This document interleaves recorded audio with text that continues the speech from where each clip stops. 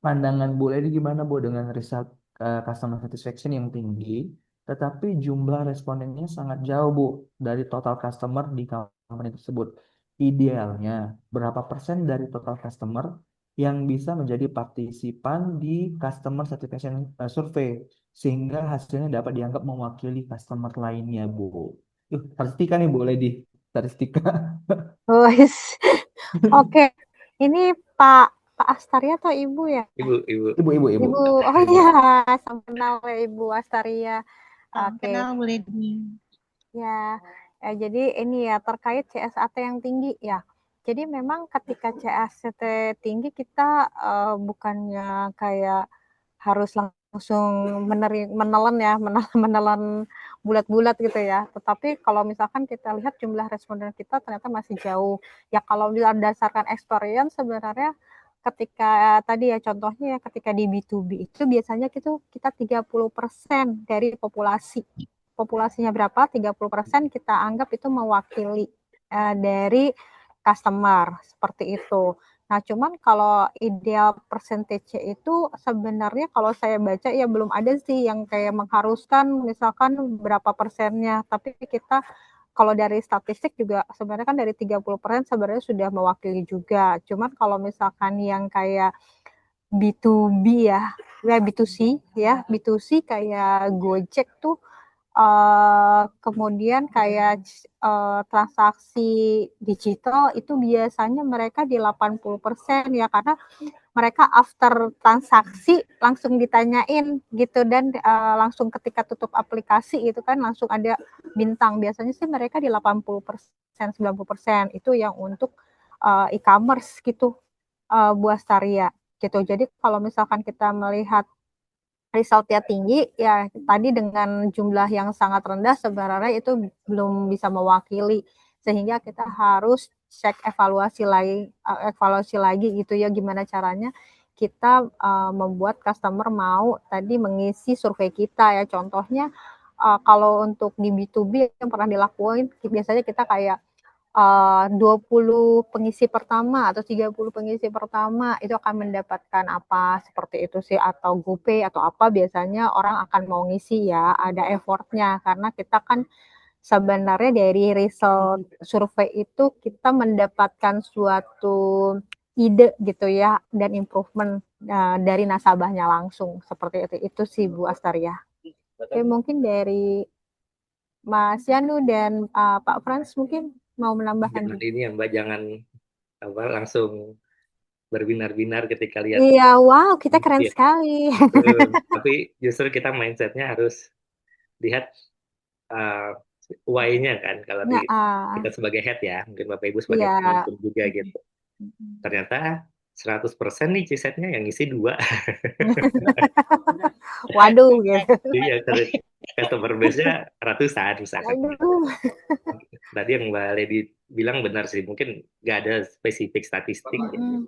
Mungkin kalau merasa 30 mewakili, mewakili. Mungkin saya coba Mm-mm. share satu juga deh. Ini ada di buku juga ya, Bapak Ibu ya. Nah, salah satu yang bisa dilakukan metodenya adalah dengan rumus Slovin ya, contohnya ya.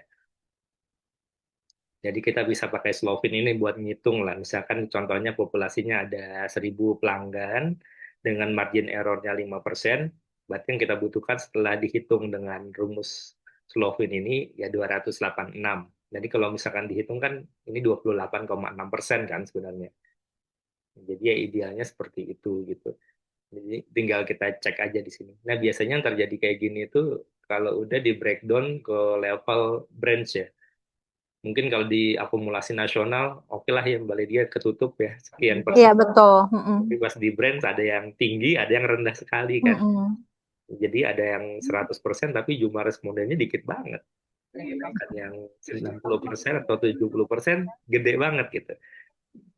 Makanya tadi salah satunya softener yang bisa dijalanin tadi Mbak Lady bilang misalkan akan ada reward ya walaupun Iya. diundi Mm-mm. walaupun tidak benar-benar diundi. Janganlah, tapi itu tadi balik lagi bisa jadi close loop juga yang bisa dilakuin sama. Jadi harus ditingkatin, nggak ada pilihan lain lagi. Kalau udah rendah kan harus ditingkatin. Kalau B2B kemarin yang diskusi sama Mas Alwi itu pertanyaannya harusnya bisa masukin ke bisnis proses kan, proses riset itu gitu, pengukurannya itu gitu kan. Jadi sebelum BAST, setelah training atau apa, harus ngisi dulu, baru tanda tangan gitu misalkan ya, diikat gitu secara prosesnya. Ya. Thank you Pak Yanwar. Sekarang pertanyaan ketiga nih. Gimana nih kalau konsumen atau nasabah komplain itu sebaiknya kita survei juga atau tidak nih? Karena kan cenderung subjektif ya Pak ya. Pak Silakan Mas Pak Pras Yan. marah-marah nih. Oh, ya, ya. Oh baik Iya, Pak, sebelum saya tangani saya survei dulu ya gitu ya. iya. Apa kalau Pak Ibu puas? Jelas tidak puas gitu ya.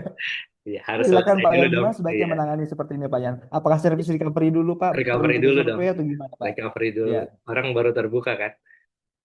Recovery dulu, aman, terlepas dia nanti puas atau tidak, tapi kan recovery dulu. Setelah di recovery baru kita bisa minta feedback.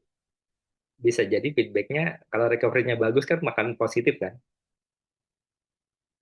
Iya.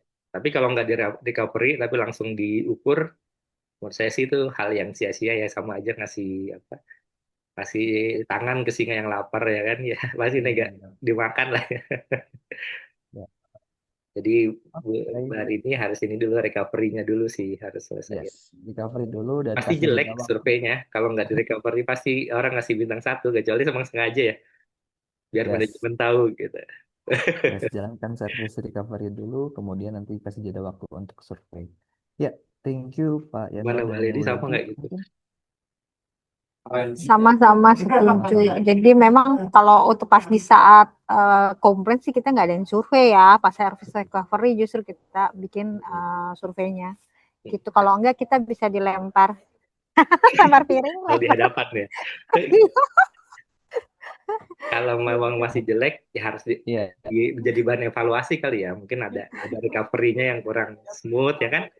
Kenapa dia masih benar. jelek, masih mengganjal gitu mungkin ya.